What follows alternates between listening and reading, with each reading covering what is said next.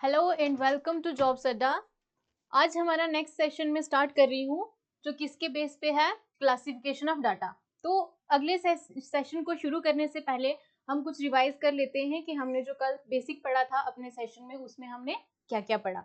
तो सबसे पहले हमने क्या पढ़ा था, अपने स्टैटिस्टिक्स का बेसिक पढ़ा था। अब मैं स्टैट बोलूँगी तो समझ लेना, ओके। तो हमने बेसिक में क्या पढ़ा, हमने डाटा के बारे में पढ़ा, तो उसके बाद स्टैट के बारे में पढ़ा, देन उसमें मेजर एरियाज कौन कौन से होते हैं हमने वो पढ़ा, उसके टूल्स पढ़े और एट द एंड हमने कुछ एमसीक्यूज किए थे। उसी तरीके से आज का भी लेक्चर मैं वैसे ही लेके आई हूँ कि जिसमें हमने क्या करना है कि जो भी हम टॉपिक पढ़ लेंगे एट द एंड आपको क्या है, कुछ एमसीक्यूज मिलेंगे। तो उस तरीके से आप और भी एमसीक्यूज बनाना और उस तरीके से आपका सारा टॉपिक कवर भी हो जाएगा और आपको प्रिपेयर भी हो जाएगा। तो चलते हैं, स्टार्ट करते हैं। आज आपका अपना टॉपिक जो है वो क्या है, देखिए। तो टॉपिक में क्या है आज हमारा, classification of data. Classification of data क्या होता है, तो अब इसको डेफिनेशन पे जाने से पहले मैं क्या करती हूँ, एक छोटी सी एग्जांपल लेके आपको बताती हूँ। देखो, हम घर पे जेली बॉल्स लाते रहे ना, बचपन में हर कोई लेके आता है, लाते हैं ना, जो पानी में डालते हैं और वो फूल के बड़े हो जाते हैं। तो इसमें वो कलरफुल जेली बॉल्स सपोज करो हमने डाले हुए हैं, ठीक है, ढेर सारे हैं, मल्टीपल कलर्स के हैं, ओके। अब मैं आपको क्या बोलूंगी कि आपने क्या करना है कि इनको क्या करो, अलग अलग बॉल्स में इनको डाल दो। कैसे, मैं आपको बोलूं कि आप अलग अलग जार लो या छोटी बॉल्स लो, उनमें क्या करो, अलग अलग कलर के जो एक जैसे हैं उनको अलग बॉल में डालो। सपोज करते हैं इसमें हमने रेड कलर वाले डाले, इसमें हमने कुछ येलो भी आते हैं, कुछ ऑरेंज भी आते हैं, और ये जो ट्रांसपेरेंट या हम इनको क्या बोल सकते हैं, व्हाइट कलर के, ओके। अब आप क्या करोगे, आप इन जेली बॉल्स में से इसमें सारे कौन से डालोगे, रेड कलर वाले, शाबाश। इसमें कौन से डालेंगे हम, रेड कलर वाले जेली बॉल्स। यहाँ पे कौन से आएंगे, येलो। और इसमें कौन से डाल देंगे हम, सारे जेली बॉल्स कौन से आएंगे, येलो। देन इसमें हम ऑरेंज वाले डाल देंगे, ठीक। और इसमें लास्ट वाले जो ट्रांसपेरेंट होते हैं वो डाल देंगे। अब हमने क्या किया कि एक इकट्ठे में से हमने थोड़ी थोड़ी चुन के एक जैसे जो थे उनको अलग अलग जगहों पे रख दिया। That is called classification of data. मतलब कि अरेंज करना डाटा को इस हिसाब से कि वो क्या होगा, होमोजीनियस ग्रुप्स या क्लास। होमोजीनियस मतलब एक जैसे, क्योंकि यहाँ पे हमने रेड लिया, येलो लिया, ऑरेंज लिया, एक जैसे हैं और अलग अलग जगहों पे अरेंज है, अपने अपनी कैरेक्टरिस्टिक जिनकी मिलती है, जिनके फीचर्स मिलते हैं उनको हमने अलग किया। तो उसी को हम क्या बोलते हैं, क्लासिफिकेशन ऑफ डाटा। तो इसकी डेफिनेशन में यही आता है, जिसमें होमोजीनियस ग्रुप्स हो या क्लास हो और उनके कॉमन क्या होनी चाहिए, characteristics, that is called classification of data. अब हम इसमें मैंने एग्जाम्पल में लेके देखो आपको जैसे बताया है। तो एग्जाम्पल में क्या है हमारे पास, sorting of letters. Sorting of letters means कैसे, देखो आपके जैसे हम ले लेते हैं, कोई डिस्ट्रिक्ट ले लेते हैं, तो वहां पे उस डिस्ट्रिक्ट में हर एक मोहल्ले की, हर एक स्ट्रीट के लेटर्स आ जाते हैं, मेन पोस्ट ऑफिस होगा, ठीक है। वहां पे सॉर्टिंग लेटर्स कैसे होंगे कि सबसे पहले कॉलोनी वाइज लेटर्स को सॉर्ट किया जाएगा, अलग अलग करके रखा जाएगा। देन फिर जो कॉलोनीज में स्ट्रीट के बेस पे उनको अलग अलग करके रखा जाएगा। तो इसीलिए इसी तरीके से इस एग्जांपल को भी ले सकते हैं कि इनको अगर हम जैलीज की जगह क्या कर लें, लेटर्स ले लें, और लेटर्स को हम सबसे पहले कॉलोनी वाइज करें, देन कॉलोनी की बाद हम क्या करें, उनको स्ट्रीट वाइज उनको सॉर्ट आउट करके रखें, अलग अलग करके रखें। तो उसको हम क्या बोलेंगे, क्लासिफिकेशन ऑफ डाटा। इतना समझ में आ गया सबको, इसकी डेफिनेशन क्लियर हो गई, ओके। देन नेक्स्ट हमारे पास क्या है, इसके किस बेस पे, basis of classification of data. इसके बेसिस क्या क्या होते हैं, किस किस बेस पे हम क्या कर सकते हैं। देखो हमने यहाँ पे जेलीज बॉल किस बेस पे अलग किए, कि उनके कलर के बेस पे, ओके। तो हम डाटा को किस बेस पे अलग करते हैं, अब वो हम देखते हैं। देखो सबसे पहले डाटा किस बेस पे अलग किया जाता है, क्वालिटेटिव बेस पे, देन क्वांटिटेटिव बेस पे, देन किस पे आएगा, ज्योग्राफिकल बेस या रीजनल बेस। उसके बाद लास्ट कौन सा होता है, क्रोनोलॉजिकल बेस और टेम्पोरल बेस। देखो अब नेक्स्ट क्या है, हम सॉरी यहीं पे मैं आपको बता देती हूँ, मैं ये मिटा दूं, ओके, इसको हम इरेज कर देते हैं। ये सबको समझ में आ गया ना। तो देखो अब सबसे पहले किसकी बात चलेगी, हम किसकी बात करेंगे, अपने क्लासिफिकेशन किसके बाद? बेसिस कौन सा है? क्वांटिटेटिव बेसिस, ठीक है, सॉरी क्वालिटेटिव बेसिस। अब क्वालिटेटिव बेसिस में कौन सी बात आती है? एट्रीब्यूट्स। एट्रीब्यूट्स, और एट्रीब्यूट्स पता होने चाहिए आपको क्या होते हैं। जैसे एट्रीब्यूट्स में हम सबसे पहले बात करते हैं, जैसे मैं आपको एक एग्जांपल देती हूँ।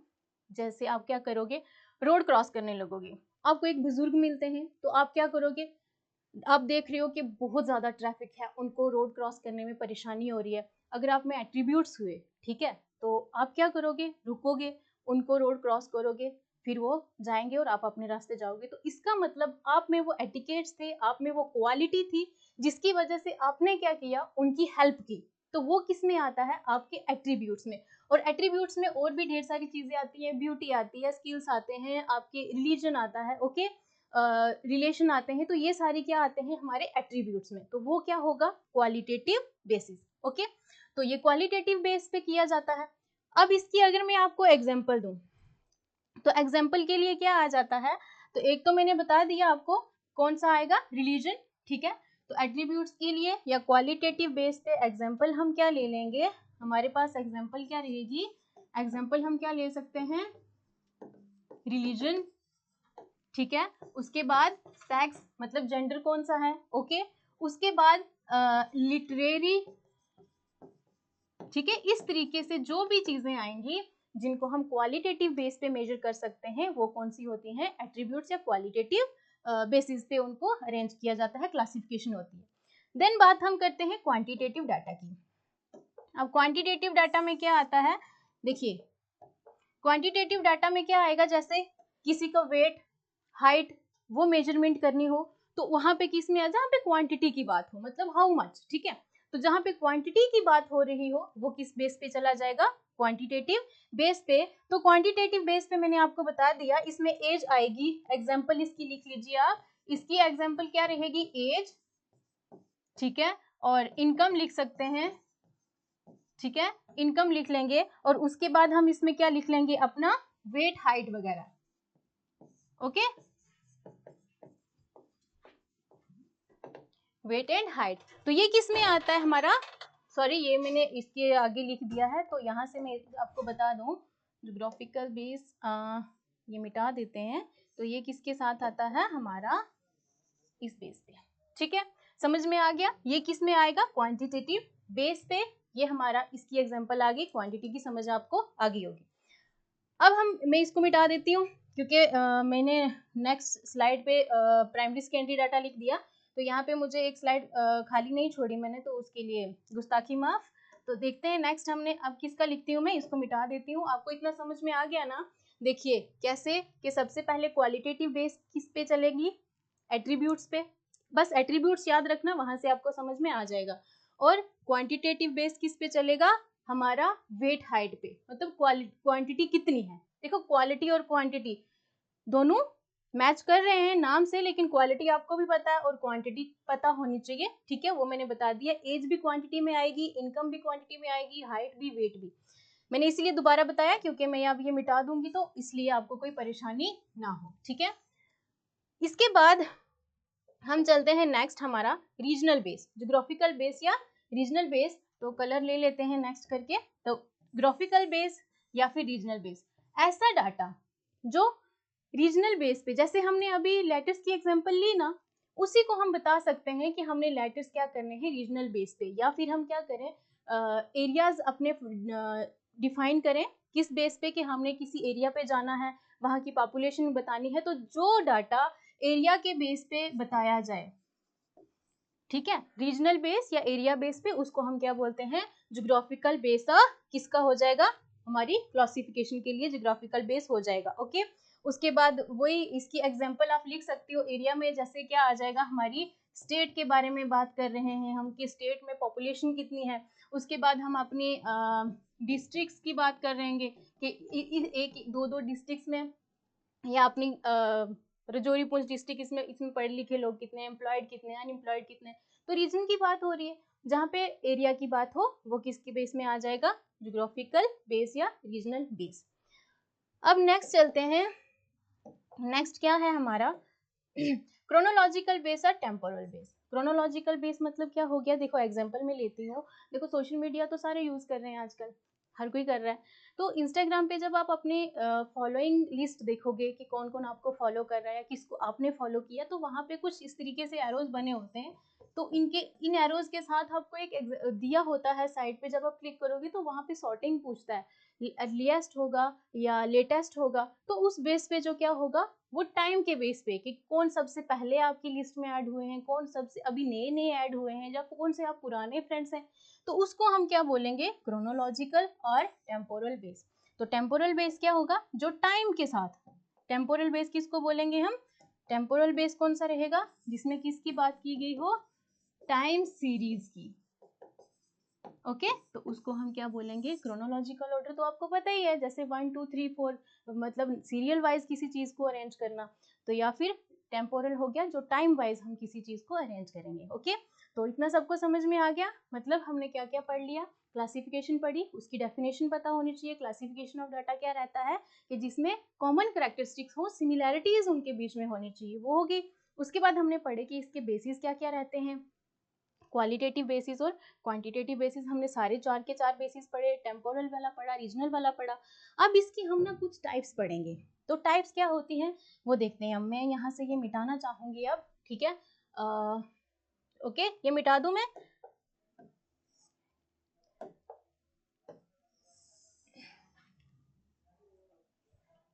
ओके देन अब हमारा क्या चलेगा टॉपिक यहाँ पे, जो अगली बात हम करने वाले हैं वो किसके बेस पे करने वाले हैं, types of classification of data.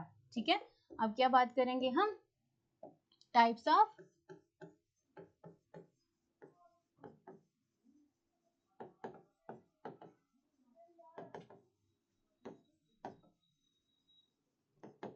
Classification of data. अब इसकी टाइप्स को हम किस तरीके से डिफाइन करते हैं वो देखिए। सबसे पहले इसमें क्या रहेगा, सबसे पहले हमारे पास क्या रहेगा, इसका वन वे क्लासिफिकेशन। ओके अब वन वे क्लासिफिकेशन में क्या रहेगा कि आपको क्या करना पड़ेगा, सिर्फ एक ही पर्टिकुलर चीज को लेके कोई सर्वे करना है। तो मैंने आपको कल भी बोला था कि अगर आप किसी कुर्सी के लिए काम कर रहे हैं, एक पोस्ट के लिए काम कर रहे हैं, तो खुद को पहले उस चेयर पे बिठाओ। देखो सपोज करो आप एक चेयर पे बैठ गए हो, जाके आप ऑफिस में हो, तो आपने किसी को बोला कि आपने सर्वे करना है एक गांव में जाके, किसी भी गांव में जाके, और आपने सर्वे करना है, और वहां पे आपने क्या करना है, सिर्फ और सिर्फ नंबर ऑफ फीमेल्स बतानी है कि कितनी है, तो वो क्या रहेगा हमारा वन वे क्लासिफिकेशन। ओके तो मतलब जिसमें एक ही आपका कैरेक्टरिस्टिक बताई गई हो, सिंगल कैरेक्टरिस्टिक के बेस पे आपने क्या करना है, यहाँ पे मैं लिख देती हूँ, जिसमें किसकी बात की गई हो, सिंगल कैरेक्टर, ठीक है, कैरेक्टरिस्टिक्स, ठीक है, सिंगल कैरेक्टरिस्टिक के बारे में बात की गई हो, तो एग्जांपल में हम क्या बता देंगे कि only number of females in a village. ठीक है तो इतना लिखने की आप लिख सकते हो, क्योंकि मैंने बोल दिया है तो आप साथ में लिख लेना। एग्जाम्पल में तो बाकी आपको पीडीएफ तो मिल जाएंगे, तो उसमें आपको एग्जाम्पल के साथ पूरी डिटेल इन्फॉर्मेशन लिखी होगी, तो यहाँ पे बस समझा रही हूँ मैं, और अच्छे से समझना आप। ओके नेक्स्ट हम क्या लिखते हैं, सबसे पहले वन वे आपको समझ में आ गया, जिसमें सिंगल कैरेक्टरिस्टिक की बात की गई हो, और अगर आपने किसी को बोला कोई सर्वे करने के लिए, तो आपने क्या बताना है, एक विलेज में जाओ, तो वहां से किसी विलेज में पर्टिकुलर विलेज के लिए आप उसको बोलो कि आप वहां पे जाएं, वहां पे सर्वे करें, और क्या देखें कि वहां पे नंबर ऑफ फीमेल्स कितनी है। ये थी आपकी सिंगल कैरेक्टरिस्टिक। दूसरा क्या रहता है हमारा, टू वे क्लासिफिकेशन। ठीक है अब टू वे क्लासिफिकेशन में ऑब्वियस सी बात आ जाएगी, अगर सिंगल में एक कैरेक्टरिस्टिक की बात हो रही है, तो टू वे में किसकी बात चलेगी, दो कैरेक्टरिस्टिक्स की, या दो चीजें उसमें हम मेंशन कर देंगे। दो चीजें हम क्या मेंशन करेंगे, उसी गांव में अगर अब फीमेल की बात की है, तो अब किसकी बात करेंगे, फीमेल की, अब साथ में किसकी बात करेंगे, मेल्स की भी की। अब आपने वहां उसी गाँव की क्या करना है, मेल्स को भी काउंट करना है और फीमेल को भी काउंट करना है, तो दो चीजें आ गई इसमें, मेल और फीमेल। अब उसके बाद थर्ड वे भी इसको बोल सकते हो, थर्ड वे या हाँ थर्ड वे ऑफ, या थ्री वे, ठीक है, थ्री वे ऑफ क्लासिफिकेशन। तो 3 वे ऑफ क्लासिफिकेशन में क्या होगा, अगर मैंने यहाँ पे आपको बोला कि नंबर ऑफ फीमेल्स और मेल्स की बात की है, तो यहाँ पे आप क्या कर दो, फीमेल्स कितनी और मेल्स के बारे में, देन हम किसकी बात कर लेंगे, चिल्ड्रन वहाँ पे कितने हैं अंडर द एज, और अब एज को भी रहने देते हैं, मतलब सिर्फ किसकी बात की है, मेल मेंबर्स कितने हैं, फीमेल कितनी है, और चिल्ड्रन वहाँ पे कितने बच्चे हैं। तो यहाँ पे कितनी आ गई, 3 कैरेक्टरिस्टिक्स की बात की। और अगर इसके बाद हम बात करेंगे तो वो किस में आ जाएगा, मल्टी में। तो मल्टी में क्या रहेगा, मल्टीवेज में क्या चला जाएगा, मल्टीवेज में क्या आएगा हमारे पास, मल्टीवेज में आएगा कि उसमें मेल फीमेल चिल्ड्रन की बात हुई है, उसके बाद उनकी एज भी बतानी है, फीमेल्स एम्प्लॉयड कितनी है, यहाँ पे फीमेल्स की बात हुई, मेल्स की बात हुई, चिल्ड्रन की बात हुई, अब फीमेल्स एम्प्लॉयड भी बतानी है और अनएम्प्लॉयड भी बतानी है, ठीक है।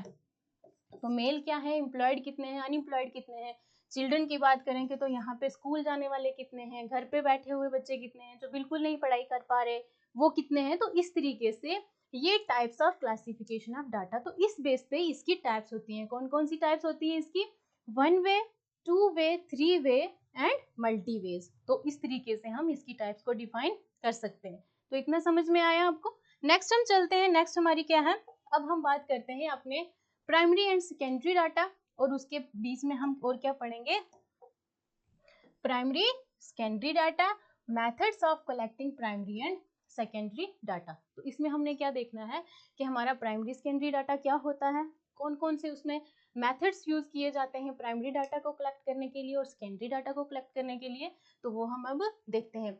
सबसे पहले तो आपको पता होना चाहिए कि प्राइमरी डाटा क्या होता है। तो इसको पढ़ने से पहले मैं कुछ एग्जाम्पल बताऊंगी, इसकी डेफिनेशन पे हम थोड़ी देर बाद जाते हैं। तो इसकी डेफिनेशन में देखो, अब जैसे प्राइमरी डाटा होता क्या है, जैसे आप इंस्टीट्यूशन की एग्जांपल ले लेते हैं, आप एनरोल करवा रहे हो पेड बैचेस के लिए, आपको या तो आप खुद कॉल करके मैम से पूछ रहे हैं, ठीक है, या मैम आपको डायरेक्टली यहाँ पे इंस्टीट्यूशन से डायरेक्टली आपको कॉल करके आपको एनरोल करवाया जा रहा है। दैट मीन्स डायरेक्ट सोर्स है, आपसे ही पूछ के आपकी एनरोलमेंट करवाई जा रही है। दैट मीन्स वो इंफॉर्मेशन, वो डाटा जो आपसे कलेक्ट किया जा रहा है, जो आप मैम को या सर को प्रोवाइड कर रहे हो, वो किस में आ जाएगा, प्राइमरी डाटा में। समझ में आ गया। तो इसको हम क्या कहेंगे, ये हमारा क्या रहता है, प्राइमरी डाटा, मतलब जो इंक्वायरी फील्ड से ही कलेक्ट किया जाए। तो इसकी डेफिनेशन में मैंने आपको इस तरीके से शॉर्टकट में समझाया हुआ है। तो देखिए, इनको बोलते हैं ऐसे माइंड मैप्स, ओके। तो सबसे पहले कलेक्टेड कैसे किया जाता है, एक स्पेसिफिक पर्पस के लिए। अगर आपको इंस्टीट्यूशन से कॉल्स आ रही हैं तो स्पेसिफिक पर्पस क्या है, आपको इनरोल करवाना, कहाँ पे, रजिस्ट्रेशन करवानी है आपको क्लासेस के लिए, तो वो क्या होगा, एक स्पेसिफिक पर्पस होगा। उसके बाद directly from the field of inquiry, मतलब अगर डायरेक्टली आपको कॉल गई है या आप डायरेक्टली किसी सर्वे में जाके किसी फील्ड में जाके सर्वे कर रहे हो, तो उसी जगह पे जाके ही आपने खुद इंफॉर्मेशन कलेक्ट की है, तो उसको क्या बोला जाएगा कि collected directly from the field of enquiry. Then और collected for the first time, ये नहीं है कि हम एक बार इसको लिख दिया, मतलब वो पहली बार ही इंफॉर्मेशन जो मिलेगी वो क्या रहती है, हमारी प्राइमरी डाटा में आएगी। उसके बाद ये ओरिजिनल इन नेचर होता है, ठीक है, ये क्या आ गया हमारा प्राइमरी डाटा। इसके अलावा एक और छोटी सी एग्जांपल ले लेते हैं। आपको तो ये एग्जांपल मैंने इसलिए दी, यहाँ पे मैंने क्या दिया है, सर्वे है, एक्सपेरिमेंट है, ऑब्जर्वेशन है। देखो, जब हम कॉलेजेस में होते हैं या 10th क्लास की एग्जांपल ले लेते हैं, जब भी हम कोई एक्सपेरिमेंट करते हैं तो हम क्या करते हैं, हमें टीचर बता देते थे और हम खुद से जाके वो एक्सपेरिमेंट करते थे। ह्यूमन सेल के बारे में तो हम सब ने पढ़ा है, ऑनियन का स्ट्रक्चर कैसा होता है वो भी पढ़ा है। तो वो जो फील्ड हम ऑब्जर्व करते हैं खुद अपनी आंखों से देख के, वो जो डायग्राम ड्रा करते थे, वो भी किस में आता है, प्राइमरी डाटा में, ओके। तो ऑब्जर्वेशन, जैसे कोई ज्योग्राफी का स्टूडेंट होगा तो वो बाहर जाएगा, वो फील्ड में वहाँ पे अपना सिस्टम वगैरह सेट करके जो भी चीज़ें आगे पीछे कलेक्ट करेंगे, जो बायोलॉजिकल के होते हैं, जितना भी कलेक्ट करोगे डाटा आप खुद से जाके फील्ड में जाके बाहर निकल के या अपने खुद से एक्सपेरिमेंट से, तो वो किस में आ जाता है, हमारा प्राइमरी डाटा में, ओके। तो इतना प्राइमरी डाटा आपको समझ में आ गया।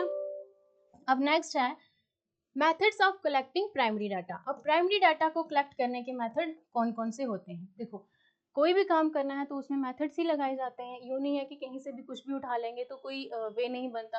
तो अब मेथड इसमें सबसे पहला कौन सा रहेगा, इंटरव्यू मेथड। नेक्स्ट कौन सा है, telephone, information through local correspondents, ये हम आगे पूरा एक्सप्लेन करूंगी मैं। अभी फोर्थ पे कौन सा है, questionnaires through mail, then schedules sent through enumerators. ये हमारे 5 जो है ये मेथड है किसके, कलेक्शन ऑफ प्राइमरी डाटा के। ये मेथड्स है, इन मेथड्स के थ्रू हम क्या करते हैं, इन मेथड्स को अप्लाई करके अपना प्राइमरी डाटा कलेक्ट करते हैं। तो चलिए एक एक हम करके पढ़ते हैं कि इनमें क्या क्या आएगा। सबसे पहले देखिए इंटरव्यू। तो इंटरव्यू में क्या आता है, कलर चेंज कर लेते हैं। इंटरव्यू में आता है सबसे पहले डायरेक्ट पर्सनल इंटरव्यू और इनडायरेक्ट पर्सनल इंटरव्यू। ये दूसरा डायरेक्ट पर्सनल इंटरव्यू में जब हम क्या करते हैं, फेस टू फेस, ठीक है, फेस टू फेस इंटरव्यू करेंगे, क्वेश्चन करेंगे, हमें आंसर्स मिलेंगे, वो क्या रहेगा, डायरेक्ट इंटरव्यू। और इनडायरेक्ट इंटरव्यू क्या करेगा, हम एक थर्ड पार्टी को अरेंज करेंगे।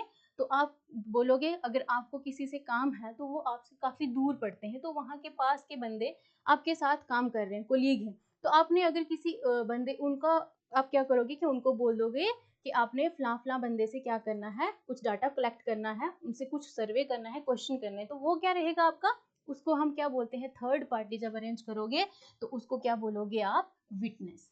ओके, तो वो थर्ड पार्टी क्या रहेगी, हमारी विटनेस रहेगी। तो इसलिए थर्ड पार्टी को हम क्या बोलते हैं, विटनेस, तो उसको हम क्या बोलते हैं, इनडायरेक्ट पर्सनल इंटरव्यू। उसके बाद ये कहाँ पे अडॉप्ट किया जाता है, इंफॉर्मेशन जहाँ पे आपको कलेक्ट करनी क्या होगी, कॉम्प्लेक्स लगेगी, जहाँ पे इंफॉर्मेशन किस फॉर्म में हो, कॉम्प्लेक्स फॉर्म में हो, तो उसको हम क्या बोलते हैं, उसको हम क्या अडॉप्ट करते हैं, अपना इनडायरेक्ट पर्सनल इंटरव्यू। जैसे मैंने आपको बताया कि अगर आप दूर नहीं जा सकते हो, आपसे कुछ एरियाज दूर हैं, तो आप वहाँ के किसी पर्सनल जानने वाले बंदे को बोल दोगे कि आप वहाँ से मुझे वो इन्फॉर्मेशन ला के दे दो, तो वो आपका विटनेस रहेगा। जैसे इंक्वायरी किसकी होती है, addiction to drugs, alcohols etcetera. Okay, तो इंटरव्यू मेथड आपको समझ में आ गया। ओके, नेक्स्ट चलते हैं हम। नेक्स्ट क्या है हमारा, अब इसकी एडवांटेजेस और डिसएडवांटेजेस क्या रहेंगी। देखिए इसकी एडवांटेजेस में क्या आएगा, एक तो इसमें फ्लेक्सिबिलिटी होगी, ठीक है, फ्लेक्सिबल रहेगा। किस तरीके से, देखो आप इजीली किसी के पास जाके क्वेश्चन आंसर करवा सकते हो, क्योंकि हो सकता है कि कुछ लोग गांव के ऐसे होते हैं कि अगर उनको पता चल जाए कि ये किसी बड़ी कंपनी से सवाल जवाब करने आए हैं तो वो थोड़े डर जाते हैं, तो हो सकता है वो उस तरीके से आंसर्स ना करें। तो इसीलिए वो जानकार बंदे से अगर उनसे पूछे जाए सवाल जवाब, तो वो क्या करेंगे, सर डिस्टर्ब कर रहे हैं, तो क्या होगा, वो इजीली आपको, इसीलिए उसको क्या बोलेगा, फ्लेक्सिबिलिटी उसमें रहेगी। उसके बाद better cooperation for respondent. Respondent कौन सा रहेगा, जो सामने वाला होगा, ठीक है, हम क्वेश्चनरी होते हैं, जो क्वेश्चन पूछेंगे वो क्वेश्चनरीज होते हैं, जो आंसर देंगे वो कौन से रहेंगे, रिस्पोंडेंट। तो इस बात का ध्यान रखना। Then reliable and detailed information. Reliable और डिटेल्ड क्यों रहेगी, क्योंकि या तो हम खुद फेस टू फेस बैठ के बात कर रहे हैं, या फिर हमने जिस बंदे को भेजा है वो क्या करेगा, उस पर भरोसा करके वो उसको अच्छे से सवाल जवाब दे देगा, तो इसलिए वो क्या रहेगी, रिलायबल भी होगी और डिटेल्ड इंफॉर्मेशन भी हमें मिल सकती है। लेकिन इसके कुछ डिसएडवांटेजेस भी हैं, जैसे टाइम कंज्यूमिंग। अगर हमने उस बंदे को बोला तो हो सकता है वो 2-3 दिन के बाद वापस आए, ठीक है, टाइम कंज्यूमिंग हो सकता है, कॉस्टली। अब हो सकता है वो बंदा ऐसा हो, उसको खाने पीने की लत लगी हो, तो वो बोले सर मुझे पैसे दो, पैसों के बिना मैं किसी के पास नहीं जाने वाला, तो वो आपको आपसे पैसे भी मांग सकता है, तो कॉस्टली भी होगा। अगर हम फेस टू फेस इंटरव्यू की बात करेंगे तो उसमें पॉसिबिलिटी ये भी हो सकती है कि इंटरव्यूज के लिए रश पड़ जाए। ओके, तो ये थोड़े सारे इसके डिसएडवांटेजेस हैं, तो इनके एडवांटेजेस और डिसएडवांटेजेस भी समझ में आ गए। तो नेक्स्ट चलते हैं। नेक्स्ट में क्या है हमारा, टेलीफोन इंटरव्यू। देखो अब टेलीफोन इंटरव्यू से क्या होगा, हम डायरेक्ट कॉल करके क्वेश्चन कर सकते हैं, ठीक है ना। अब एक तो अब इसमें भी एडवांटेजेस और डिसएडवांटेजेस होंगी। एडवांटेजेस क्या होंगी, देखिए एक तो ये चीपर रहेगा, क्योंकि कॉल करनी है तो उतने ही पैसे लगेंगे जो कॉल के देने हैं, अदरवाइज वो भी जियो वालों ने फ्री कर दिया है। उसके बाद reaching customer all over the geographical area. Almost सबके पास रहता है फोन, तो हम किसी को भी कांटेक्ट करके उनसे बात कर सकते हैं। अब इसमें कुछ डिसएडवांटेजेस ज्यादा हैं, वो क्या रहेंगी, देखो अब हो सकता है जिस बंदे से हमने क्वेश्चन करना हो तो वो हम वहाँ पे ना हो, कोई और बंदा फोन उठा ले, तो वो जवाब देना शुरू हो जाए, तो हमें एग्जैक्ट इन्फॉर्मेशन तो नहीं मिल सकती। उसके बाद दूसरी एग्जांपल इसमें क्या रहेगी, population not having the telephone connection, उसको एक्सक्लूड किया जा सकता है। मतलब अगर कुछ लोगों के पास मोबाइल फोन्स भी नहीं है, फार फ्लंग एरियाज में कनेक्टिविटी भी नहीं है, तो वो लोगों को हम एक्सक्लूड कर देंगे, वो हमारे सर्वे में नहीं आ पाएंगे। तो ये इसका मेन डिसएडवांटेज रहेगा। ओके, टेलीफोन इंटरव्यू हो गया। अब नेक्स्ट क्या है हमारे पास, इंफॉर्मेशन थ्रू लोकल करस्पॉन्डेंट। जैसे हमने पीछे भी बात की थी पहली एग्जांपल में, जब हम विटनेस को भेजते हैं तो लोकल करस्पॉन्डेंट क्या हो गया, अगर सपोज करो हम इस इंस्टीट्यूट में हैं और आप भी हो, ठीक है, तो आपने क्या करना है, अपने किसी दोस्त को बोलना है कि आप क्या करो, अगर आप किसी एरिया में जो जहाँ से वो रह रहे होंगे, तालाब तिलों में रह रहे हैं, तो आप उनको बोलो कि मुझे तालाब तिलों की इंफॉर्मेशन चाहिए। तो आपने क्या कर लिया, वहीं के रहने वाले बंदे को बोल दिया कि आप मुझे वहां से इंफॉर्मेशन कलेक्ट करके ला के दो। तो उसको क्या बोला जाता है, इन्वेस्टिगेटर क्या करेगा, खुद से नहीं जाएगा। आप अगर इन्वेस्टिगेटर हो, आप खुद नहीं जाओगे फील्ड में, आप क्या करोगे, एक एजेंट को अपॉइंट करोगे, लोकल एजेंट को, वहां के रहने वाले बंदे को, तो वो क्या करेगा, आपको वहां की सारी इंफॉर्मेशन लाके दे देगा। और इस मेथड को कहाँ पे ऑब्टेन करती है, कौन ऑब्टेन करता है मैक्सिमम, कौन, सिर्फ गवर्नमेंट, सेमी गवर्नमेंट, गवर्नमेंट तो आ गया अपनी सेंट्रल गवर्नमेंट, सेमी गवर्नमेंट में कौन कौन आ जाता है, हमारी म्यूनसिपल कमेटीज आ जाते हैं, हमारा पंचायत समितिज आ जाती हैं, तो ये लोकल बॉडीज। ओके, तो उसके बाद या बिगर प्राइवेट इंस्टीट्यूशन ही इस मेथड का इस्तेमाल करते हैं, क्योंकि आपको कोई इतनी अथॉरिटी ऐसे किसी को नहीं दी जाती कि कोई भी जाके सर्वे करना शुरू हो जाएगा। ओके, तो अब इसमें अगली बात क्या है, नेक्स्ट क्या है, इसके एडवांटेजेस। यूज कहाँ पे किया जाता है ज्यादा, जहाँ पे एरिया ऑफ इंक्वायरी क्या हो, बहुत बड़ा हो, ठीक है, बहुत बड़ा एरिया हो, तो वहां पे अब हम एक पर्टिकुलर पर्सन का, दिल्ली के बंदे को बुला के बोले आप हमें जम्मू का सर्वे करके दो, तो उसके लिए वो पॉसिबल नहीं होगा इतना, जितना यहाँ के रहने वाले लोगों को बारे में उसको पता होगा, तो वो जम्मू का बंदा उसको अच्छे से मैनेज कर लेगा। ओके, तो वहां पे वो हो सकता है। Quality of data is better, क्योंकि क्वालिटी ऑफ डाटा, हो सकता है दिल्ली वाला बंदा यहाँ पे आए और वो अगर सर्वे करने लगे तो उनको कुछ क्वालिटी जो नहीं ठीक लगे बातें वो निकाल दे, जो अच्छी हो वो उसमें इंक्लूड कर दे, लेकिन आपको जिन चीज़ों की ज़रूरत है वो तो आप ही जानते होंगे, तो इसलिए वो क्या रहेगा, क्वालिटी भी उसकी बेटर होगी। देन इसकी डिसएडवांटेजेस भी हैं। डिसएडवांटेजेस क्या है, डाटा में not be reliable, data reliable नहीं होगा। क्यों, क्योंकि हो सकता है बंदा घर पे बैठे जो उसकी खुद की जरूरतें हैं वही लिख दे, बाकी वालों से उसने कंसल्ट ना किया हो। उसके बाद टाइम कंज्यूमिंग, वही बात की हो सकता है वो डिले करता रहे, आज नहीं कल नहीं परसों नहीं, ऐसे करके वो टाइम लगा दे। देन कॉस्टली भी होगा कि अगर उस बंदे ने काम करना है तो हो सकता है वो पैसे भी मांगे। तो इस तरीके से इसकी कुछ डिसएडवांटेजेस भी हैं। अब नेक्स्ट कौन सा है, क्वेश्चनरीज थ्रू मेल्स। तो ये थोड़ा इंपॉर्टेंट भी है। तो क्वेश्चनरीज कौन से होंगे, तो हम जो हैं, या आप अगर किसी चेयर पे बैठे हो, आपने कुछ क्वेश्चंस करने हैं, किसी से कुछ सर्वे करवाना है, तो आप एग्जांपल ले लेते हैं। जैसे मोस्टली क्या होता है प्राइवेट स्कूल्स में, जब हम मैंने तो खुद अपने हाथों से भी कुछ फॉर्म फिल किए हुए हैं, तो हमें ना स्कूल में एक पर्ची पकड़ा दी जाती थी, बड़ी सी एक फाइल, तो उसमें ना हर एक चीज़ लिखी रहती थी कि क्या कैसा स्ट्रक्चर है, कैसी पढ़ाई हो रही है, कौन कौन सी चीज़ें यूज़ हो रही हैं। तो हम मोस्टली ना सिर्फ टिक यस नो इस तरीके से टिक करते थे, ठीक है, हमें कुछ लिखने की जरूरत नहीं पड़ती थी, हमें जस्ट ऑप्शन टिक करने पड़ते थे और वो भी सर्वे होता था। तो उसी बेस पे यहाँ पे क्या बोला हुआ है कि क्वेश्चनरी क्या होगा, क्वेश्चनरी क्या रहेगा इसमें, a questionnaire contain a set of questions. उस पेपर में क्या रहेंगे, सेट ऑफ क्वेश्चंस होंगे relevant to the subject of enquiry, जिस चीज के बारे में हमने इंक्वायरी करनी है उसी के रिलेटेड वो क्वेश्चंस क्या होने चाहिए। तो वो रेलिवेंट क्या होंगे कि क्वेश्चनरी क्या करेगा, क्वेश्चनरीज वहां पे क्या होंगे, एक सेट ऑफ क्वेश्चन होगा, उसके पास पूरे क्वेश्चन बनाए होंगे, तो वो रेलिवेंट सर्वे जो हो रहा है उसी के रिलेटेड क्वेश्चन होंगे, कहीं कहीं कुछ से भी वो नहीं पूछ सकता, तो उसको हम क्या बोलेंगे। अब उसमें क्या रहता है, देखिए, a covering letter is also sent, ये किसके थ्रू किया जाता है, या तो क्वेश्चन हम पूरे बनाएं, इस तरीके से हमने एक पेज बनाया, पेज क्रिएट किया, वो या तो हम मेल भी कर सकते हैं या हार्ड कॉपीज भी सेंड कर सकते हैं। मेल बनाया तो हमने अपने नंबर ऑफ क्वेश्चंस इसमें पुट ऑन कर दिए, पुट ऑन करके फिर हमने इसको सेंड कर दिया मेल एड्रेस पे, तो ये नंबर ऑफ पीपल्स पे जाके, उनको नंबर ऑफ पीपल को जाके ये सेंड हो जाएगा। तो इसका मतलब क्या रहेगा कि बहुत सारा एरिया कवर कर सकता है। तो एडवांटेजेस भी हम इसकी यहाँ पे कवर कर लेते हैं साथ साथ। तो देखो, इसके अलावा या तो ये मेल भी सेंड कर सकते हैं, उसके अलावा ये क्या हो सकता है, a covering letter is also sent, मतलब अगर हम पेपर बनाएं पूरे क्वेश्चन, इनको एनवेलप में डाल के सेंड कर सकते हैं बाई पोस्ट ऑफिस, वहां से भी ये मेल सेंड किया जाता है। उसके बाद एक स्टैम्प या self address envelope is also attached, और इसके साथ जब हम अगर ईमेल के छोड़ के जब हार्ड कॉपी की जाएगी मेल, तो उस पर स्टैम्प भी होना चाहिए, सेल्फ एड्रेस होना चाहिए, अटैच होना चाहिए, ठीक है। उसके बाद इसमें एडवांटेजेस एक तो मैंने बताई कि एरिया फील्ड जो होगा वो काफ़ी बड़ा होगा। उसके बाद लेबर और टाइम सेविंग होगा, क्योंकि अगर आप एक रूम पे बैठ के मल्टीपल मेंबर्स को एक मैसेज सेंड कर रहे हो और उसमें आपने अपने क्वेश्चंस पुट कर दिए हैं सर्वे के लिए, तो वो हर कोई अपने मैसेज पढ़ के आपको दे देगा। और जिनके पास कंप्यूटर नहीं होगा या इंटरनेट की फैसिलिटी नहीं होगी, तो वो क्या कर देंगे, उनको आप क्या करोगे कि पोस्ट बाय पोस्ट आप उनको सेंड कर सकते हो। तो इसलिए वहाँ पे क्या रहेगा, लेबर भी कम लगेगी, टाइम भी कम लगेगा, और फील्ड ऑफ इंक्वायरी भी क्या होगा, बहुत बड़ा होगा। इसमें कुछ डिसएडवांटेजेस हैं ये। तो इसमें डिसएडवांटेज क्या रहेगी, जो रिस्पॉन्स होगा इज अनसर्टन, क्योंकि कुछ क्या करते हैं लोग अपने रिस्पॉन्सिबिलिटी से ना हट जाते हैं। तो इसीलिए अगर सर्वे हो रहा हो तो बिल्कुल एग्जैक्ट इन्फॉर्मेशन और टाइम पे हमें दे देनी चाहिए।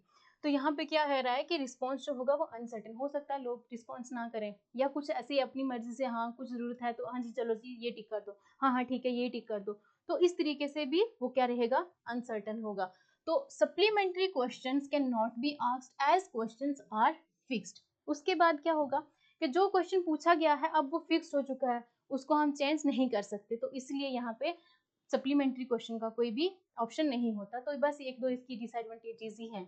ओके, देन नेक्स्ट चलते हैं। नेक्स्ट क्या है कि हमें किन किन चीज़ों का ध्यान रखना चाहिए जब हम क्या कर रहे हो, क्वेश्चंस बना रहे हो, क्वेश्चन ड्राफ्ट करते टाइम क्वेश्चनरी को किस बातों का ध्यान रखना है। ओके, ये क्योंकि ये हमारा टॉपिक है ना क्वेश्चनरीज, तो उसी के बेस पे जो हमारा ये आता है, तो उसमें क्या रहेगा, जितना पॉसिबल हो सके, सबसे पहला पॉइंट क्या है कि जितना पॉसिबल हो सके उतना छोटा आप अपना क्वेश्चन पुट करो, ताकि पढ़ते टाइम उसको कोई परेशानी ना हो कि लंबे लंबे क्वेश्चन बना दिए और इतना बड़ा पर्चा थमा दिया, तो वो तो देखते ही डर जाएंगे कि इतनी बड़ी नोटबुक दे दीजिए, हम कब इनको करेंगे। तो साइज देख के भी लोग क्या करते हैं, उसको डिले कर देते हैं कि इतना बड़ा यार टाइम नहीं है। ओके, तो इसीलिए जितना छोटा हो सके उतना क्वेश्चन अपना बनाए। Only requisite question should be asked. Requisite क्यों हो गया, जो पर्टिकुलर सब्जेक्ट की बात कर रहे हो, मतलब इंपॉर्टेंट क्वेश्चंस जिनकी बहुत ज्यादा जरूरत है, ठीक है, तो वैसे ही क्वेश्चंस पूछे जाएं। क्वेश्चंस क्या होने चाहिए, सिंपल और इजी होने चाहिए, मतलब क्वेश्चंस इतना आसान होना चाहिए क्वेश्चन, और इतना इजी होना चाहिए कि उसको कम पढ़ा लिखा इंसान भी अच्छे से समझ सके। उसके बाद answers to the questions either yes or no. इस बार इस लाइन का मतलब क्या हुआ कि आप ऐसे क्वेश्चन सेट करो, अगर पॉसिबल हो तो इस तरीके से अपना क्वेश्चन बनाओ कि सामने वाले को सिर्फ यस और नो में अपना आंसर देना पड़े।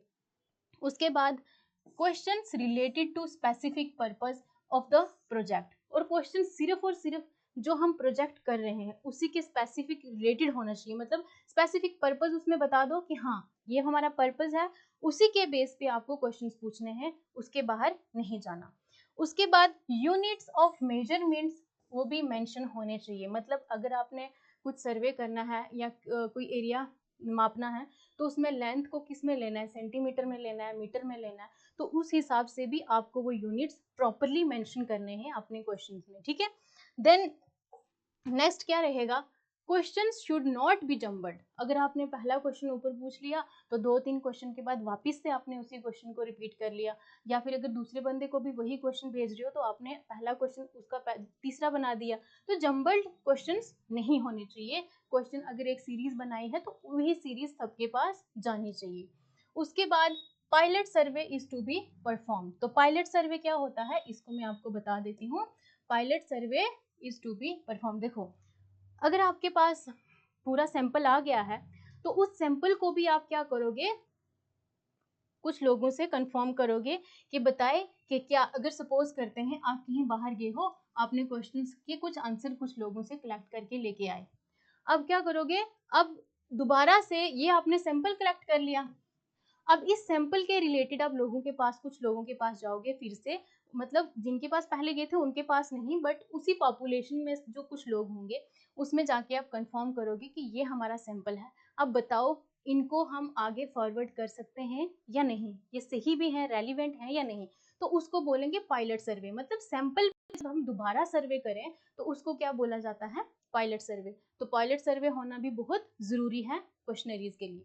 उसके बाद कुछ प्रिकॉशंस भी लेने ज़रूरी हैं कि हमें क्या प्रिकॉशंस लेने चाहिए before sending the questionnaire by mail. जब मेल के थ्रू हम अगर क्वेश्चन सेंड कर रहे हैं तो वहाँ पे क्या होने चाहिए, उसको पूरे तरीके से पर्पस बताओ, अपना एक्सप्लेन करके बताओ क्लियरली, और एक्सप्लेन होना चाहिए, पूरा क्लियर होना चाहिए कि आप किस पर्पस के लिए उसको ये क्वेश्चन भेज रहे हो, उसको पूरा एक्सप्लेन करना पड़ेगा। उसके बाद मेंशन करना पड़ेगा ये कि जो इन्वेस्टिगेटर होगा वही रिस्पॉन्सिबल होगा पोस्ट सेंड करने में भी, और रिस्पोंडेंट क्या करेगा, जब वापस अपने आंसर भेजेगा जो पोस्ट ऑफिस में उसका खर्चा लगेगा वो भी, उसका भी रिस्पॉन्सिबल कौन होगा, आप होंगे, मतलब इन्वेस्टिगेटर होंगे जो भी, ठीक है। तो उसने सारी ही पैसे उसने भरने हैं। तो इतना आपको समझ में आ गया। चलिए नेक्स्ट चलते हैं। अब क्या होता है लास्ट, और जो हमारा एक और मेथड है लास्ट वाला जिसको हम बोलते हैं schedule sent through enumerators. Schedules through किसके, कलर चेंज कर लेते हैं, schedules sent through enumerators. Enumerators कौन से होते हैं, एजेंट्स, जो इन्वेस्टिगेटर्स आगे एजेंट्स लगाते हैं ना, उन्हीं को इन्यूमरेटर्स बोला जाता है स्टैटिस्टिक के फील्ड में, ठीक है, स्टैट के फील्ड में उनको इन्यूमरेटर्स बोला जाता है। तो अब उसमें क्या होना चाहिए, स्केड्यूल सेंट थ्रू इन्यूमरेटर्स। इसमें मतलब क्या रहेगा, एक एक्सपीरियंस्ड इन्वेस्टिगेटर जो होंगे, एक्सपीरियंस्ड इन्वेस्टिगेटर जो होंगे, या फिर उसको हम इन्यूमरेटर भी बोल सकते हैं, खुद वो क्या करेंगे, वहां पे जाएंगे, सॉरी एक्सपीरियंस इन्वेस्टिगेटर क्या करेंगे, जिनको इन्यूमरेटर्स भी बोला जाता है, आर हायर्ड, उनको क्या किया जाएगा, चुना जाएगा, हायर किया जाएगा, मतलब उनको पैसा दिया जाएगा। तो अब यहाँ पे क्या करेंगे ये, they carry specially design schedules. अगर आपने किसी इन्वेस्टिगेटर को या इन्यूमरेटर को खुद से भेजा है आगे, तो आप उसको क्या बना के दोगे, एक प्रॉपर स्केड्यूल बना के दोगे, इस तरीके से। कलर चेंज करके बना लेते हैं। तो आप क्या करोगे, आपने प्रॉपर उसको स्केड्यूल बना के दे दिया कि हाँ जी ये आपका फील्ड है। अब इसमें सबसे पहले आप क्या करोगे, आपने अपने सीरियल शुरू करना है, यहाँ पे नंबर ऑफ फीमेल्स लिखनी है, यहाँ पे नंबर ऑफ मेल्स बताने हैं, और यहाँ पे क्या करना है, और यहाँ पे इनकी एज मेंशन कर देनी है, ठीक है। तो पहले क्या आ जाएंगी, फीमेल्स, तो अंडर द एज यहाँ पे फीमेल्स, फिर उसके बाद उनकी एज बता देनी है, अंडर एज 12 यहाँ पे मेल्स, या फिर एम्प्लॉयमेंट ले लेते हैं, वो ज्यादा बेटर लगेगा, है ना।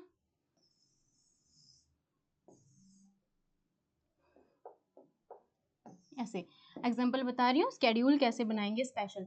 तो जैसे मेल और फीमेल की बात आ गई, और आगे इनकी किसकी बात आ गई है, मेल और फीमेल की, उसके बाद किसकी बात आएगी, एज इनकी बताई जाएगी, नंबर ऑफ फीमेल। अब यहाँ पे क्या बताएंगे, यहाँ पे एक और बनाया जाएगा फील्ड जिसमें एम्प्लॉयड आएंगी, व्हाइट ले लेते हैं कलर। तो यहाँ पे किसकी बात आएगी, एम्प्लॉयड की, और यहाँ पे मेल भी कौन से रहेंगे, एम्प्लॉयड, और उनकी एज बता दी जाएगी। देन नेक्स्ट दोबारा से एक होगा, वहां पे भी फीमेल, एक और पेज ले लेंगे, तो एक और पेज में भी फीमेल और मेल की बात आएगी, देन एज की बात आएगी, और यहाँ पे अनएम्प्लॉयड की बात की जाएगी। तो इस तरीके से एक स्पेसिफिक, एक स्पेशल स्केड्यूल उसको दिया जाएगा कि तुम क्या करो, ये खुद लेके जाओ वहां पे, और इस पूरे फील्ड को फिल करके लेके आओ, फील्ड ऑफ इंक्वायरी से, ओके। तो वो खुद जाएगा ग्राउंड पे, और ग्राउंड से वहां पे क्या करेगा, इंफॉर्मेशन कलेक्ट करेगा और इन फील्ड्स को फिल करेगा, और इन्हीं को क्या बोला जाता है, स्केड्यूल्स, ओके। तो ये समझ में आ गया कि स्केड्यूल्स सेंट थ्रू इन्यूमरेटर्स। अब क्या होगा, नेक्स्ट देखते हैं। इसमें एडवांटेजेस और डिसएडवांटेजेस की भी बात हो रही है, तो मोस्टली एडवांटेजेस और डिसएडवांटेजेस सेम ही है। तो कवर लार्ज एरिया, एडवांटेज है तो ऑब्वियसली होगा ही cover, free from the personal bias, क्योंकि अगर हमने किसी को हायर कर लिया है तो ऑब्वियसली उसको पैसा मिलेगा, तो उसका पर्सनल बायस कोई वहां से रहेगा नहीं, तो हम कहीं से भी बुला के बंदे को पैसा दे के उस चीज को काम करवा सकते हैं। अब डिसएडवांटेजेस क्या रहेगा कि एक्सपेंसिव, क्योंकि हायर कर रहे हैं, पैसा देना पड़ेगा, टाइम कंज्यूमिंग। अब हो सकता है वो बंदा किसी एरिया में गया है तो वहां पे वो नया है, तो उसको एरिया का इतना समझ में नहीं आ रहा, तो वो उन एरियाज में जाके उसको टाइम लग रहा है लोगों को समझने में, तो इसलिए वहां पे क्या रहेगा, ये टाइम कंज्यूमिंग भी रहेगा। उसके बाद नेक्स्ट चलते हैं, जो पब्लिकेशंस हैं हमारी प्राइमरी डाटा कंटेन करती हैं, क्योंकि हर किसी के पास प्राइमरी डाटा नहीं रहता, कोई भी ऐसी ऑर्गेनाइजेशन है उनके पास, हर एक के पास प्राइमरी डाटा नहीं होता, और कुछ ऐसी पब्लिकेशन हैं जो प्राइमरी डाटा रखती हैं अपने पास, मतलब ग्राउंड से कलेक्ट करती हैं। सबसे पहली वो उसमें से कौन सी आती है हमारी, reserve bank of India bulletin published monthly और एनुअली, ठीक है।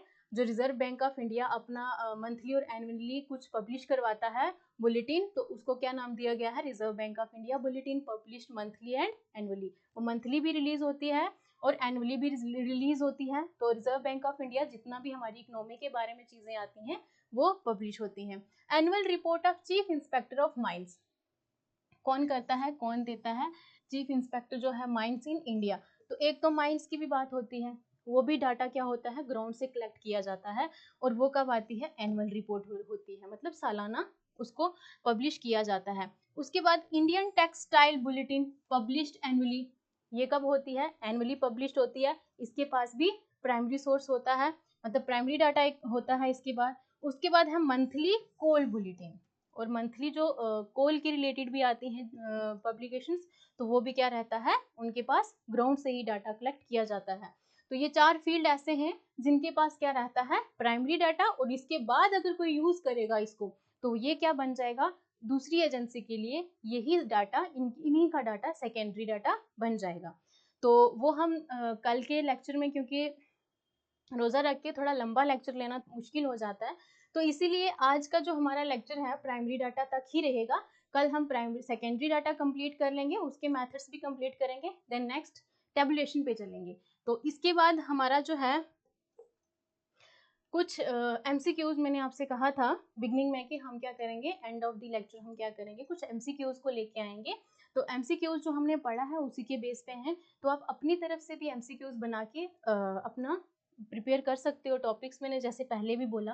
तो सबसे पहला क्वेश्चन देखिए, इसमें क्या है, मुझसे पहले ना आप पढ़ के इसको गेस करने की कोशिश करें कि आपको कितना समझ में आया है, तो आप उसको अच्छे से कर पाएंगे। तो इस तरीके से ना थोड़ा कॉन्फिडेंस बिल्ड होता है कि हाँ जी, जो हमने पढ़ा है वो कुछ तो समझ में आया, ठीक है।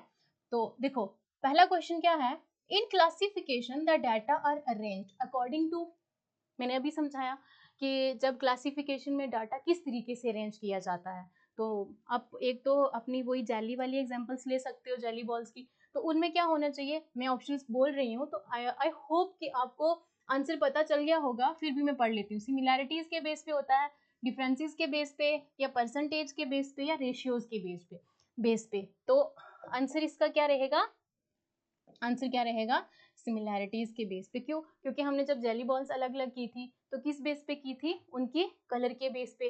रेड वाली अलग की थी तो वो एक जैसी थी ना, तो उनमें सिमिलैरिटीज थी। उसके बाद classification of data by attributes is called, जब हम डाटा को क्लासीफाई करें एट्रीब्यूट्स के बेस पे, ठीक है, तो उसका हम कौन सा डाटा बोलते हैं, देखो क्वांटिटेटिव डाटा बोलते हैं, या क्रोनोलॉजिकल बोलते हैं, ज्योग्राफिकल बोलते हैं, या फिर क्वालिटेटिव बोलते हैं। तो अगर आपको एट्रीब्यूट्स का पता होगा तो आप ये आंसर दे सकते हो। तो देखो इस तरीके से मेरा ये क्वेश्चन पुट करने का क्या मतलब था, इसमें हो सकता था मैं कुछ और भी लिखती, क्वांटिटेटिव। अब अगर आपने क्वांटिटेटिव पढ़ा है तो आप इसकी डेफिनेशन रिकॉल करोगे, तो आपको यहाँ से खुद समझ में आ जाएगा कि ये एट्रीब्यूट्स में नहीं आता। जब क्रोनोलॉजिकल पढ़ोगे तो आपको उसकी डेफिनेशन रिकॉल करनी है, अरे ये तो क्रोनोलॉजिकल में भी तो नहीं आता।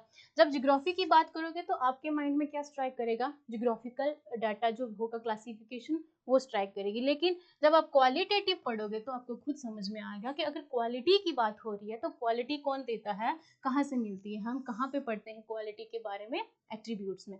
तो ये तरीके होते हैं, इस तरीके से आप क्वेश्चंस अगर प्रीवियस ईयर के सॉल्व कर रहे होंगे तो अपना पूरा क्वेश्चन इस तरीके से सॉल्व किया करो।